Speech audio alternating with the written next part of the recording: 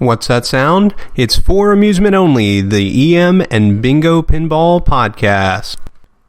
Welcome back to For Amusement Only. This is Nick Baldridge. Tonight I wanted to continue in my series of wood rail games that have previously been to the York Show. The York Show again is in York, Pennsylvania on October 9th and 10th, 2015. This game, I went to look up information on it tonight, and it was there a few years ago, and I had no idea just how rare of a game this was. I'm talking about United's trade winds, not the more famous Williams trade winds of the 60s. United's trade winds was a conversion game, and they converted Sky Blazer, which is a different United game. And this was in 1945, so during the war. And the factories weren't able to produce all new games, but they could make these conversions. And so you would ship them your Sky Blazer, and they would ship you a trade winds. Pretty neat. Now, I looked up pictures, and I'm fairly certain this is the one that was there because of the back glass.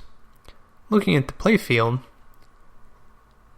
I don't remember this exact arrangement, but it was several years ago, so you'll forgive me, I hope. Now, the playfield is arranged with two bumpers right at the top. In the center of the ball arch, there's a single bumper, and then down below that, another single bumper.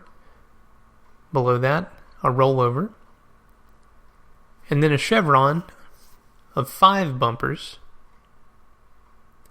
Below that, another single bumper. And then below that, there are 2 rollovers. And to the left and right of that, another 2 bumpers. The bottom left and the bottom right, the final 2 bumpers. And there's a kickout hole at the bottom.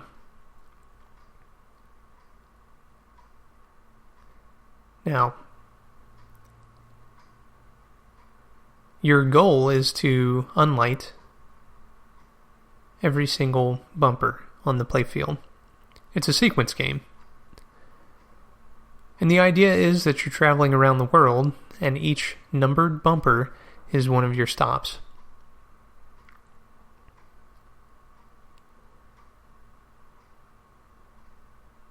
Now, the rollovers on the playfield, except for the top one, will spot numbers for you.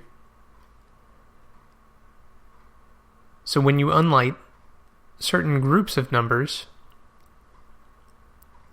those rollovers turn into specials, and you can win replays, the ones on the left and right side. Now, the kickout hole at the bottom is something that you want to aim for. It only scores 5,000 points when you're still working on completing your sequence, and 5,000 incidentally is the amount of points that you receive for some of the lower bumpers and the center rollovers.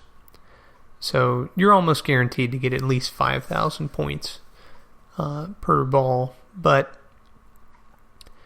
when you've completed the sequence, that kickout lights for super special. So you have to knock out all 12 bumpers and then land in that hole, and then it will award you whatever amount of replays are configured. Super special is typically much more than just a regular special, though. 3 or 5 could be awarded. So this game looks like a lot of fun, and it's very challenging. The artwork is relatively interesting. It's a what you might call a boating race theme, but it's more like an around the world in 80 days kind of deal. Anyway, there are flags, like nautical flags, all over the playfield, indicating the actions that specific switches will perform.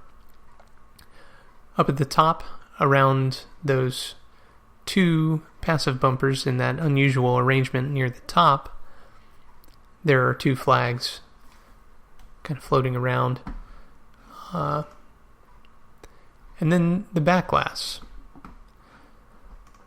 The back glass is pretty interesting. You've got your point values across the top and arranged in a triangle underneath with the words United Trades Winds in the upper center of the glass.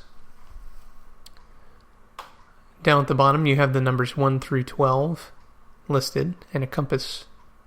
And then you have your million scoring on the left and right side.